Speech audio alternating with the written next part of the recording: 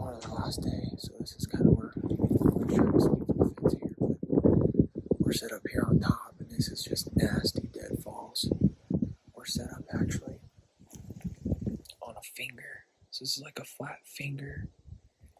It's sloping downhill to us for thermal sake.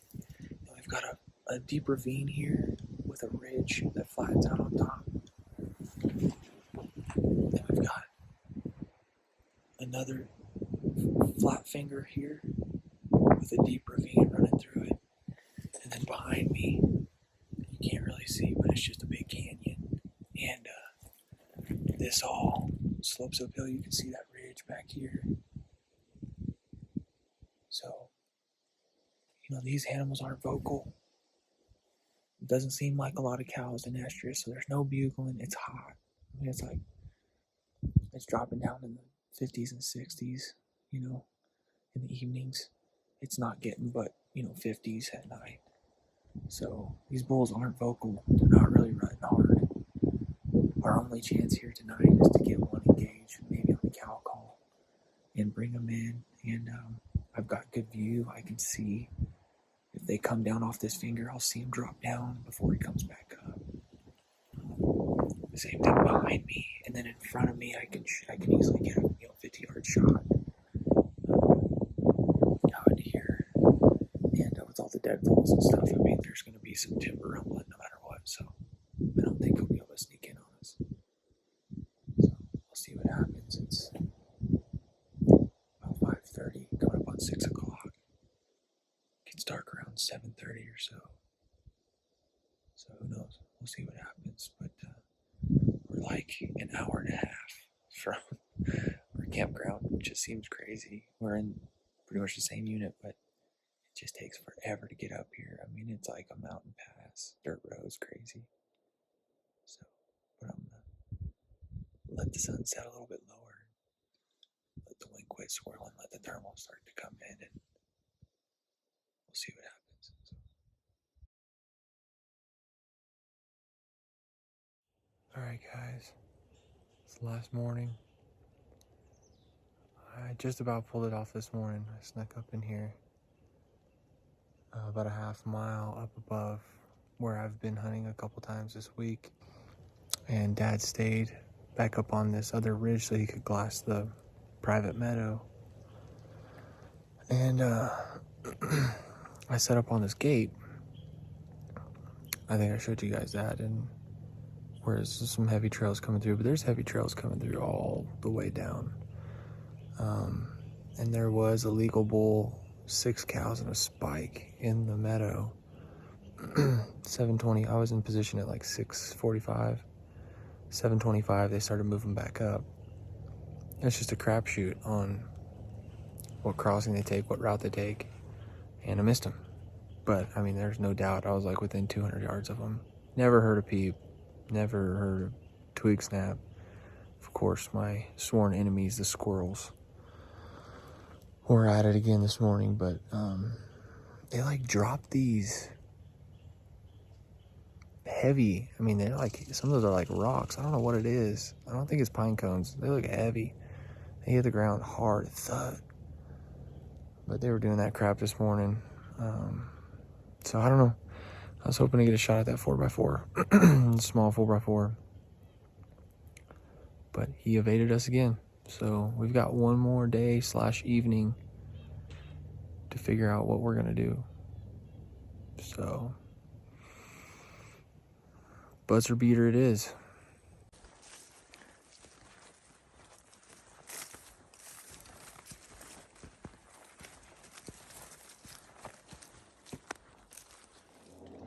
Last day. We're doing something crazy. Yes, we were walking down the highway. We were pursuing the elusive wapiti until the buzzer. It ain't over until it's over. We're looking for a dead elk on the side of the road. We're just gonna put a tag on it and call that a week.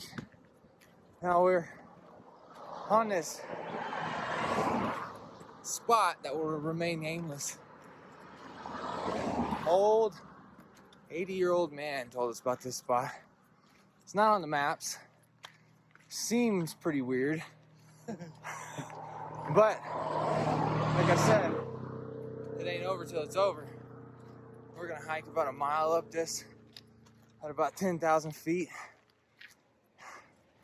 Try to get on this lake and just see what's going on. Sit it till dark, hike down in the dark. Says there's a trail. Probably not so much.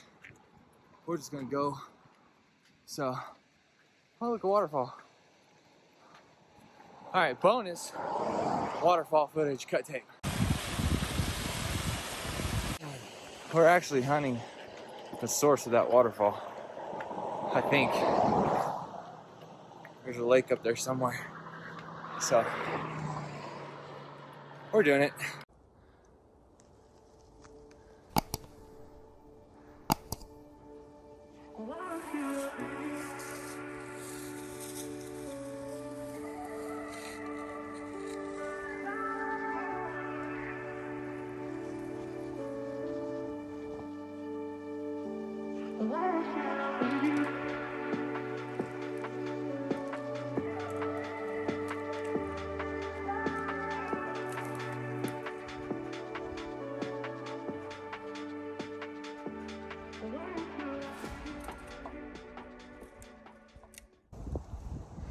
Well, this has turned out to be quite the trek.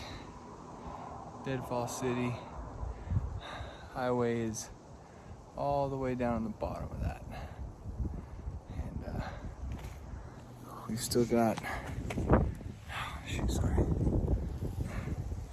A rock wall I'm scaling behind me. Straight up that. And let's pray to God it's flat up there. The thing you'll learn about this using Onyx or any topo map are not accurate. Not whatsoever.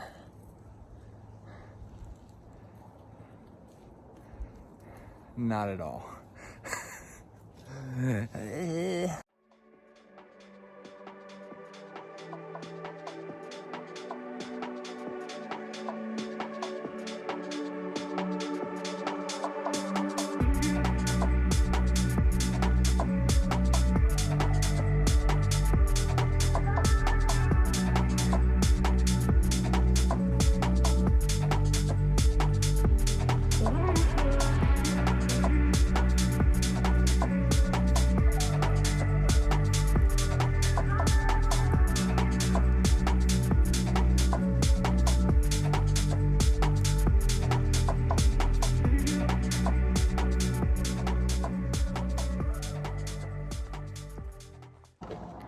All right, guys, we just made it down. Saw some mule deer. Had some deer walking right behind Dad and about pounced him about 30 yards. And then finally busted after hanging out for a little bit. Right as prime time hit, we were sitting at the edge of that meadow, and we heard a bugle way off at first. I was like, all right. Those deer came in. I didn't know what they were. I thought they were elk. Then Dad hit the hoochie a little bit, and we heard some mewing, some cow mewing back. And we were like, dude, it's game on. And right before, about 15 minutes, 20 minutes before the legal shooting light was over, here comes a hunter walking right across that meadow. And so I guess we kind of called him in, but I think he knew. After we did a little bit more mewing and hoochieing, I think he knew it was hunters, so we were desperate. We were trying to get something interested. But well, that's it, man. That's a week of elk hunting there. That's why they call it elk hunting and not elk shooting. But it just shows. He said he saw a fisherman even further up past us, and we were in some gnarly crap. So yeah, we were 10,000 feet. Over 10,000 feet, right at 10,000. But craziness. So that's it. Pressure, hunters, fishers, hikers. That's a wrap.